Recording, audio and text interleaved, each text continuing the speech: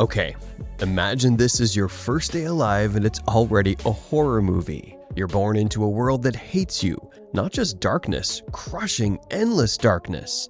You drop into water so deep that sunlight never touches it. You can't see your home, you can only feel it pressing from every side. From about 200 to 1,300 meters down, sometimes deeper, you drift along the edges of continental shelves, where the seabed just falls off into nothing. No reef, no cozy hiding spots, no easy meals. Just cold pressure and the constant feeling that the ocean is trying to turn you into a pancake. And the truth is, life as a goblin shark is relentless. You're slow, food is scarce, danger is constant, and survival is never guaranteed. So yeah, this is why it sucks to be a goblin shark. First problem, you're slow, like you were not built for speed, and everyone can tell. Your body is soft and loose, not tight and powerful like other sharks. Your muscles are weaker. Your movements are lazy by design. You grow slowly too, very slowly. It takes years just to gain size, and even when you're fully grown, you're built long and loose rather than dense and strong.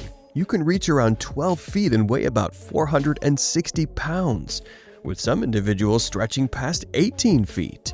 But size doesn't translate to power. Your body stays soft and flabby, made for slow cruising, not bursts of speed or force. And yeah, you've got a liver packed with oil so you don't sink into the deep ocean. But that trick comes with baggage. It makes you buoyant and floppy, better at drifting than swimming. You float through the water instead of cutting through it, like a body designed to endure pressure, not to dominate space. That softness helps you survive the crushing depths, but it also leaves you vulnerable if something stronger decides to test you. And if you try to move too fast, you pay for it. Energy down here is everything. One bad chase can cost you days of survival. Food doesn't show up on schedule. There's no reef, no busy hunting ground, no constant supply. At depths like this, meals are rare, and every movement has a cost you can't afford to waste. You also exist in isolation by default. Encounters with your own kind are rare, sometimes separated by years. If something attacks you, there's no distraction. If you're injured, there's no help. If you get trapped, that's the end. The deep ocean doesn't forgive weakness, but it forces solitude on you anyway. And then there's your look. Your skin is pink because it's thin, and your blood shows through it. In the dark, that doesn't help you. If anything, it just makes you seem even more alien. You can't rely on color or hide, on not being noticed, on drifting like harmless debris. And your face? Your face makes everything worse. Your snout is long, flat, and awkward, sticking out in front of you like a blade you never asked for. But it's not useless. It's packed with electroreceptors called ampullae of Lorenzini. These let you detect tiny electric signals from living animals, a heartbeat, a muscle twitch, a nervous pulse. That's how you find food when your eyes fail, which you often do because light barely exists down here. But that snout is also a liability. You bump into sand, rocks, the seabed.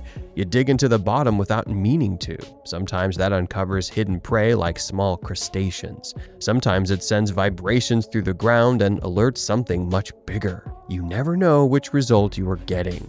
Then there's your jaw, the thing everyone remembers. The thing that makes humans call you a nightmare. Your jaw isn't fixed like other sharks, it's held by stretchy ligaments. When you attack, it shoots forward at about 10 feet per second, the fastest jaw strike of any known fish. It's called slingshot feeding for a reason. Your entire mouth launches out of your head. It looks powerful, it's also dangerous for you. When you fire your jaw, you commit fully. If you hit prey, you eat. If you miss, you waste precious energy. If you grab something you shouldn't, you can't pull back fast. For a brief moment, you're exposed, blind-ish, wide open, and vulnerable. If another predator is nearby, that moment can end your life. And your teeth don't help you fight. They're long and needle-like, made for gripping slippery fish and squid. They're bad at tearing, bad at defense. You are not built to battle. You're built to snatch and hope. And here's the real kicker. You are not a chaser, you're a waiter. You drift through open water near continental shelves and deep seamounts. barely moving, saving energy because you have to. You're most active during morning and evening when deep-sea animals migrate up and down the water column. That's when food might pass close enough to matter. You hunt with your snout before you ever move your body. That long, flattened rostrum is packed with electroreceptors that pick up tiny electrical signals, heartbeats, muscle twitches, nervous pulses, a fish nearby, a squid pulsing, a crustacean shifting under sand. In a world where light barely exists, this is how you see. You turn toward those signals slowly, always slowly. Speed wastes energy and warns prey. And then you gamble. Your most famous feature, your jaws, are also your biggest risk. When you strike, they launch forward like a slingshot, shooting far beyond your skull to snatch prey in a fraction of a second. Researchers have documented this slingshot feeding using rare footage, because the movement is so extreme it looks fake the first time you see it. When the moment finally comes, you fire your jaws and engulf prey along the water around it. Telos fish, squid, octopus, cuttlefish, crabs, lobsters, whatever is unlucky enough to drift close. And if you miss, like we talked about earlier, that's not oops, that's days of consequences. Sometimes you smell blood.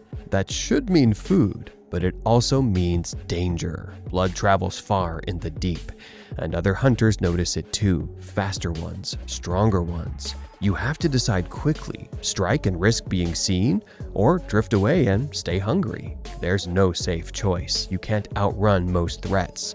You survive by being ignored, by hoping nothing decides you're worth the effort. But that's not all. You come from an ancient family that predates most modern life in the ocean. Your lineage stretches back more than 125 million years to the early Cretaceous, when dinosaurs still dominated land. You survived mass extinctions, shifting continents, and oceans that reshaped themselves again and again. Your body barely changed because it worked just enough. That makes you a living fossil, and also poorly suited for a world that is now changing faster than it ever has. You're the only surviving member of your family, Mitsu Corinidae. There's no backup version of you, no close relatives filling the same role. If you disappear, an entire evolutionary branch ends with you. You live along continental shelves and around deep seamounts, typically in deep range where humans didn't reach much until recently. Your reproduction is still poorly understood. Scientists believe you may be oviviparous, meaning embryos develop inside eggs within the body and are born alive. That usually means fewer offspring and long gaps between generations. Lose even a small number of adults and the population can suffer quietly without obvious warning signs. And now humans reach your world through deep-sea trawling and long-line fishing. Here's the scary part. Nets give off no electrical signal. To your snout, they can be effectively invisible. You can swim straight into traps you never sensed coming. And once you're caught, panic makes everything worse. Thrashing burns energy and damages your body. If you're hauled toward the surface, rapid pressure change can cause internal damage your body can't survive. Many die before they're ever studied. Sadly, you're listed by the IUCN as least concern, not necessarily because you're safe, but because there isn't enough data to say otherwise.